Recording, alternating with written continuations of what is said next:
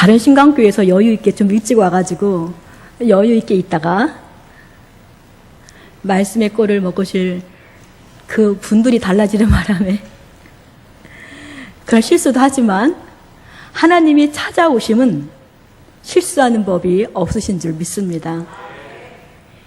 그러므로 오늘 그 하나님은 우리 모두에게 꼭 필요한 말씀으로 영의 양식을 가지고 찾아오셨는 줄 믿습니다. 제가 이 찾아온다는 것을 먼저 이야기하는 것은 오늘 본문이 또한 그렇습니다. 오늘 본문을 보니까 우리 잘 알고 계시는 것처럼 여호와께서 말씀하신 대로 사라를 돌보셨고 여호와께서 말씀하신 대로 사라에게 행하셨으므로 라고 말씀하고 있습니다.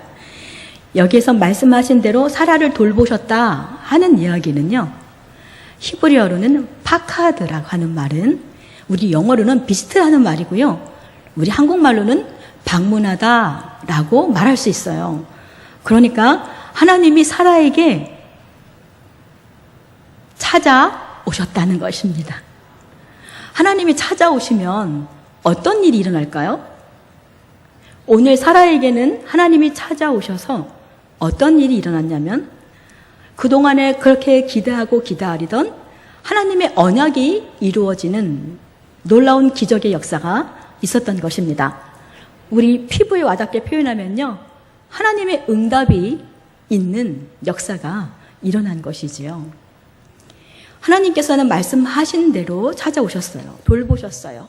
돌보셨다, 찾아오셨다, 방문하셨다, 신방하셨다. 다 같은 영적인 맥을 갖고 있는 말을 제가 반복해서 강조한 것입니다. 성경에 보면 그런데 사라에게만이 아니고 여러 구절이 있는데요, 우리 한나가 아기가 없기 때문에 분인나 때문에 계속 격동을 당하고 힘들어했던 한나 기억하시죠? 근데 그 한나에게도 사무엘상 2장 21절에도 보니까 여호와께서 한나를 돌보시사, 이때의 돌보시사 역시 마찬가지 찾아오셨다 하는 거예요. 그로하여금 임신하여 세 아들과 두 딸을 낳게 하셨고 라고 말씀하고 있습니다. 근데 그런가 하면요, 또 롯에게는 롯 1장 6절에는 이렇게 얘기하고 있습니다.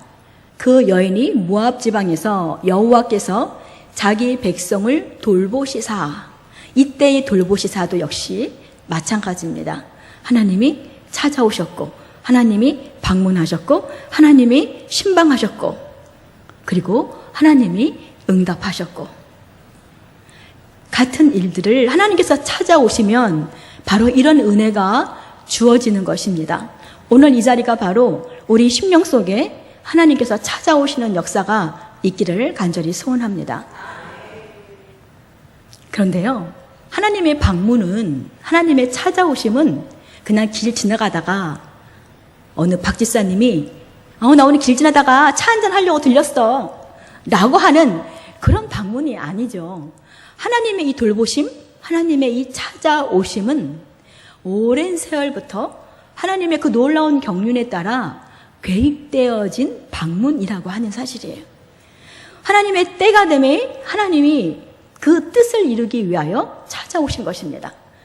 오늘 사라가 하나님께서 사라에게 찾아오셔서 아기를 갖게 되는데 그 아기는 갑자기 우리 요술방망이 두들겨서 아기가 갑자기 생긴 게 아니죠. 18장 10절에 보니까 그가 이르되 내년 이맘때 내가 반드시 내게로 돌아오리니 내 아내 사라에게 아들이 있으리라, 이렇게 말씀하고 계셨어요. 그런가 하면 좀 더 뒤로 가면요, 17장 19절에는 하나님이 이르시되 내 아내 사라가 내게 아들을 낳으리니 너는 그 이름을 이삭이라 하라, 이렇게 말씀하시고요.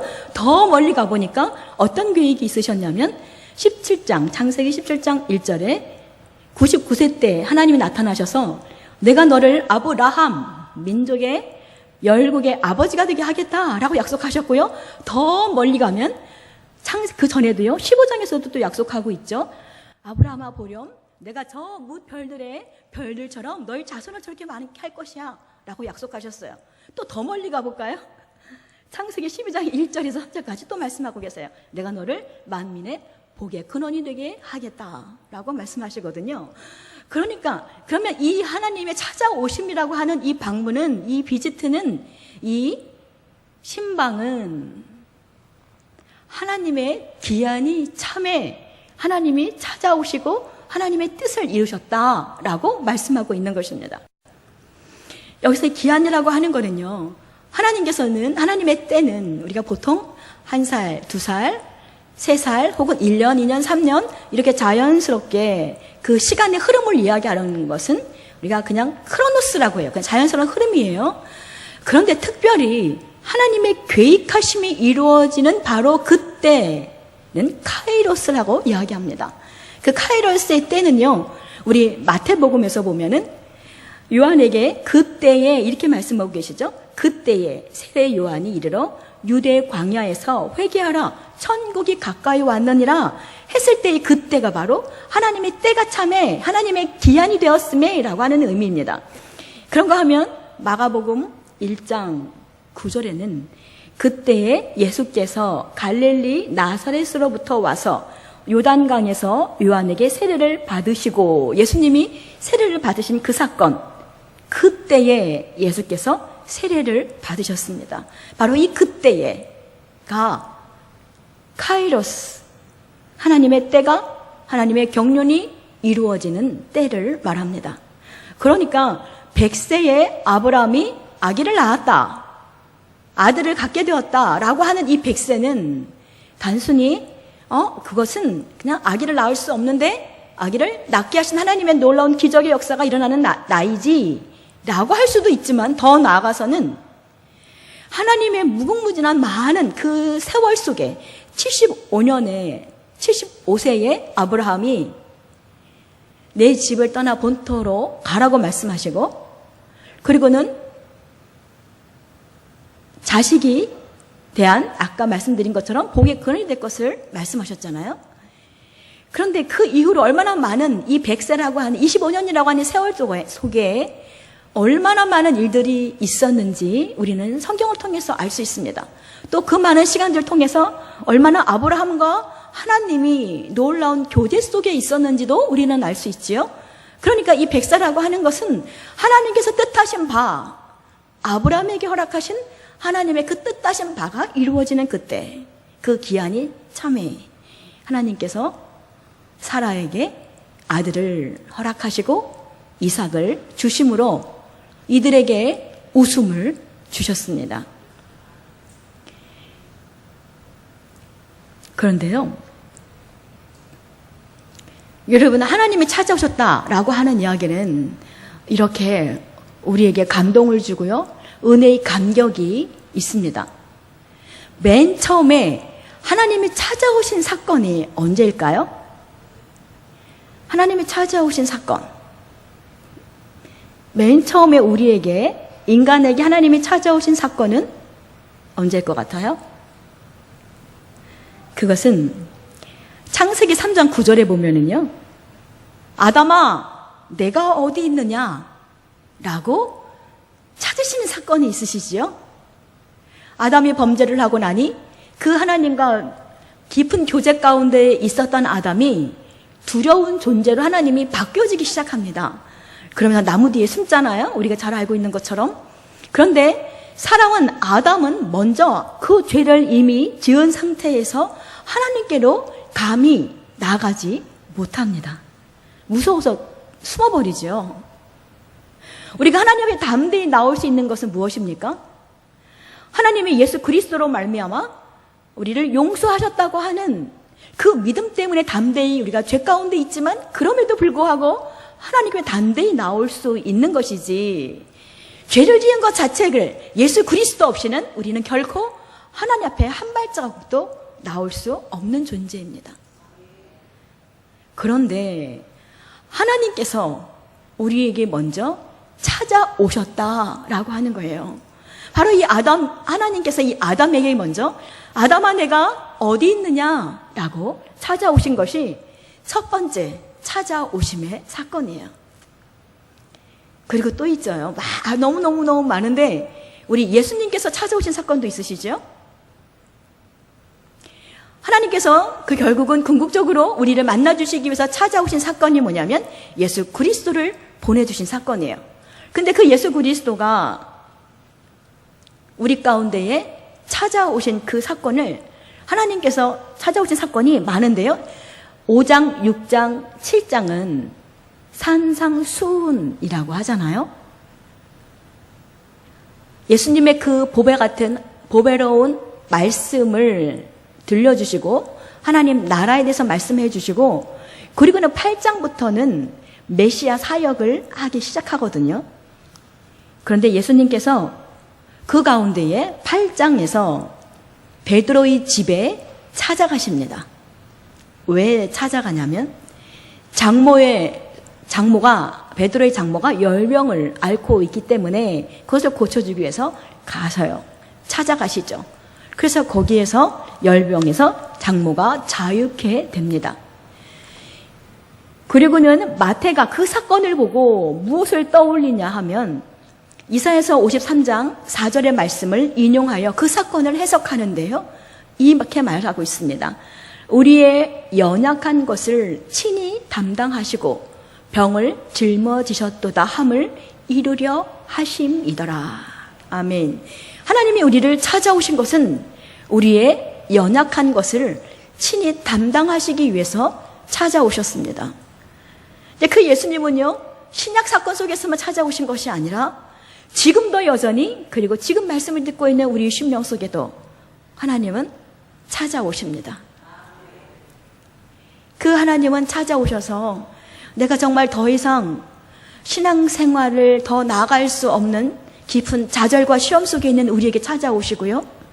그리고 그 하나님은, 그 예수님은 우리로 하여금 미래가 보이지 아니하는 불안감에 떨고 있을 때에도 찾아오시고 그 하나님은 사람과 사람과의 관계 속에 깊은 갈등의 골이 패어져 있는 그 속에도 찾아오십니다. 그 예수님은 우리의 연약함을 마다하지 않으시고 꾸짖지 아니하시고 먼저 찾아와 문을 두들겨 주시는 분인 줄 믿습니다. 예수님께서 신약에서도 보면 얼마나 많은 사건들이 있는지 모릅니다. 여러분 잘 아시잖아요. 삭개오는 많은 사람들이 내놓은 사람이었어요. 유대인들이 내놓은 사람이었습니다. 그런데 그 삭개오의 속에 예수님을 만나고 싶은 목마름을 허락하시고 그리고 예수님이 여리고를 지나가신다는 소리를 듣게 하시고 어떻게 해서든지 내가 예수님을 만나야겠다고 하는 결단을 허락하시고 자기가 키가 작다고 하는 이 핸디캡을 극복할 수 있는 믿음도 주셨어요. 그래서 뽕나무 위로 올라갈 수 있는 체면이고 뭐고 다 버릴 수 있는 믿음도 허락하시고 그리고 그때 예수님은 삭개오에게 그 심령 속에 찾아오십니다. 삭개오야, 내가 오늘 너희 집에서 유하야겠구나 라고 말씀하시고 예수님은 그 삭개오를 그 집을 찾아가십니다. 그래서요, 찾아간다 하는 것은 하나님께서 우리를 찾아오시고 또 예수 그리스도를 영접한 많은 신약의 사도들도 그 예수님을 따라 찾아가는 은혜를 끼치는 자가 되는데요. 그것 중에 하나가 사도행전에 보면 15장 36절에 보면 이렇게 말씀하고 있어요. 수일 후에 바울이 바나바더러 말하되 우리가 주의 말씀을 전한 각 성으로 다시 가서 형제들이 어떠한가 방문하자. 마가를 데려가는 문제 때문에 심히 다투기는 하였으나 어쨌든 바나바와 마가가 구브로로 가고 바울은 신라를 데리고 가지만 그러나 수리아와 길라로 다녀가면서 교회들을 굳게 하는 일을 합니다.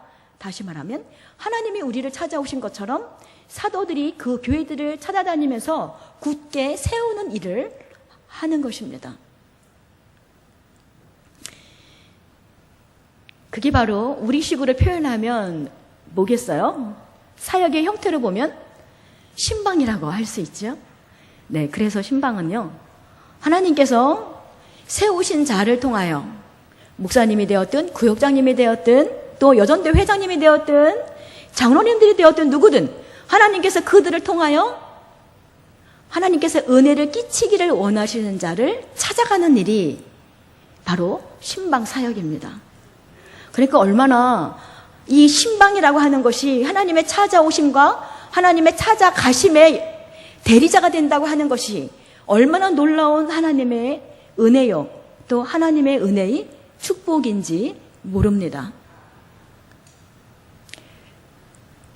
그런데요, 요즘은 현대에는 옛날에는 우리 쌀이문 있죠.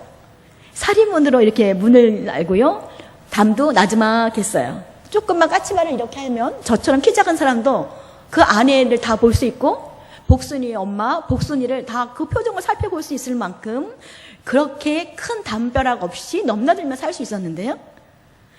서로가 소통하며 살 수 있었는데 요즘은 그때하고는 많이 다르죠. 특별히 전도를 가려고 하면 여러분 많이 경험하셨을 거예요. 전도지를 두들기기도 어려울 뿐만 아니라 그 집 앞에다가 주보를 놓는 것조차도 어려워요. 왜냐하면 들어가기조차도 어려우니까요. 공동 현관에 들어가는 것조차 어렵습니다. 그리고 또 아는 사람 집을 방문한다 할지라도 문을 열어주는데 한참 걸려요. 잠금 장치가 왜 이렇게 많은지 몰라요. 그거 다 열려면 한참 걸리죠. 이게 바로 현대인들은요, 바로 그것은 특징들을 얘기해 주죠. 불안감, 그리고 다른 사람들과의 소통 없음, 이런 것들이 현대인들에게 갖고 있는 특징들이에요. 이제 그러면서 점점 담을 쌓고 그 빗장을 굳건하게 잠그는 것이 바로 요즘의 시대입니다.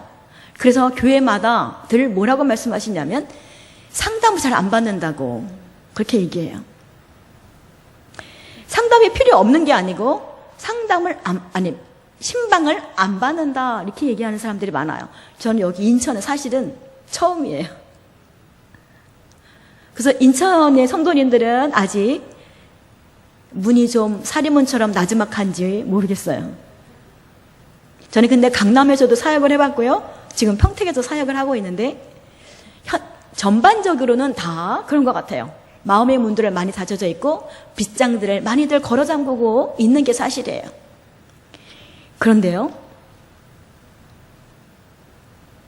만약에 하나님께서 우리에게 찾아오시려고 하는데 그 굳건하게 닫힌 그 빗장 때문에 되돌아가신다고 하면 어떻게 될까요? 하나님은 그럴 일 없으시겠죠? 그러나 마음의 빗장을 열지 않는 데는 하나님도 방법이 없으세요. 그래서 그렇기 때문에 우리는요, 하나님께서 빗장을 여시는데 어떻게 여시냐면 우리는 빗장을 잠그지만 하나님은 빗장 너머에 있는 영혼을 보시는 줄 믿습니다. 나 신방 안 받아요. 나 필요 없어요. 이러고 그냥 콱 닫고 들어가도 우리 사람은 저 지사님 왜 그래? 시험 들었나? 이렇게 생각을 할 수도 있죠, 우리 인간은. 그런데 하나님은요, 그 빗장과 그 문 닫은 사람의 표정과 그것을 바라보는 것이 아니고 빗장 너머에 있는 그 영혼을 바라본다고 하는 사실이에요. 하나님은 우리의 중심을 바라보심으로 우리가 그 굳건하게 잠겨놓여 있는 그 빗장 너머에서 얼마나 외롭게 떨고 있는지, 얼마나 죄 가운데 뒹굴고 있는지, 어떻게 낙심하고 있는지를 하나님은 알고 계시기 때문에 끊임없이 우리가 스스로 그 빗장을 열 때까지 찾아오시고 두들기시고 그러시는 분이 바로 우리 하나님 아버지 되십니다. 여러분, 그렇다고 하면 여기 오늘 오후 예배까지 드릴 정도로 하나님의 은혜를 사모하시는 분은 적어도 하나님의 찾아오심의 그 은혜를 모두 다 누리셨는 줄 믿습니다. 누려오셨지요? 그리고 지금도 누리고 계시는 줄 믿습니다. 그리고 앞으로도 하나님의 그 찾아오심의 은혜를 누리시기를 축복합니다. 제 사슬에서 힘겨워할 때, 그리고 해결할 수 없는 문제에 빠져서 넋을 놓고 있을 때, 좌절과 절망의 탄식 가운데 있을 때 있는 거 다 있는데 가슴이 뻥 뚫린 것만 같은 그럴 때, 그 때에도 빗장을 걸어 잠겼어도 하나님은 내게 찾아오셔서 나를 어루만지시고 나에게 힘을 주시고 나를 세워주셨던 그 하나님을 우리 모두가 다 만난 적이 있고 지금도 만나고 있습니다. 그런데요, 우리 기독교 신앙은 거기서 멈춰버리면 이게 균형이 잡히지를 않아서 얼마 못 갑니다. 균형이 잡히려면 바퀴가 두 바퀴가 가야 되죠. 내가 받은 은혜가 많으면 또 그것을 어떻게 해야 돼요? 흘려보내는 바퀴도 커야 돼요. 그래야 같이 이게 균형이 잡혀서 하나님의 은혜가 계속해서 내 안에 소통이 되고 그리고 내가 다른 사람의 축복의 통로가 되는 것이죠. 그래서 오늘 갈라디아서 6장 1절에서 2절의 말씀을 함께 나누는 것입니다. 하나님의 찾아오심의 역사를 그 경험을 하신 여러분이 그렇다고 하면 오늘 갈라디아서 6장 1절에서 말하고 있는 것처럼 갈라디아서 6장 1절에서는요, 형제들아, 사람이 만일 무슨 범죄한 일이 드러나거든 신령한 너희는 온유한 심령으로 그러한 자를 바로잡고 너 자신을 살펴보아 너도 시험을 받을까 두려워하라 라고 말씀하고 있습니다. 여기에서 범죄한 일이다 라고 하는 이야기는요, 파라푸토마티라고 하는 이 헬러어로 쓰여진 것은 문자적으로 넘어지다, 따로 떨어지다 라고 하는 뜻을 갖고 있어요. 그러면 이 범죄했다는 것 자체가 사실은 우리가 하나님을 향해 나아가다가 넘어진 거죠. 그렇죠? 우리가 형제들, 지체들의 그 공동체 속에서 떨어지고 만 것이죠. 시험 들어서 나 이제 교회 안 나가요? 떨어져 나간 거예요. 그러니까 이 모든 것들이 결국은 그러나 그런 자들에게 어떻게 하라고 하나님이 말씀하시냐면 너희는 온유한 심령으로 그러한 자를 바로잡고 이렇게 말씀하고 계세요.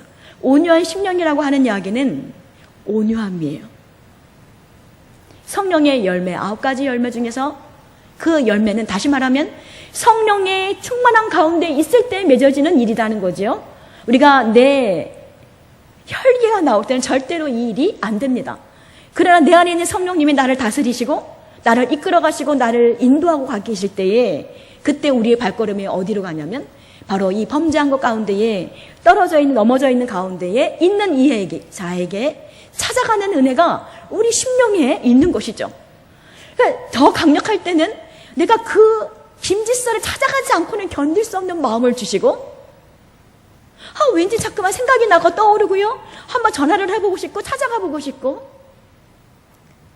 삐죽삐죽해도 전혀 밉지가 않고 바로 이런 마음이 내 속에서 점점 커질 때 하나님께서는 바로 나를 통해서 그 넘어져 있고 떨어져 있는 그 짐짓살을 세우기를 원하신다 하는 것입니다.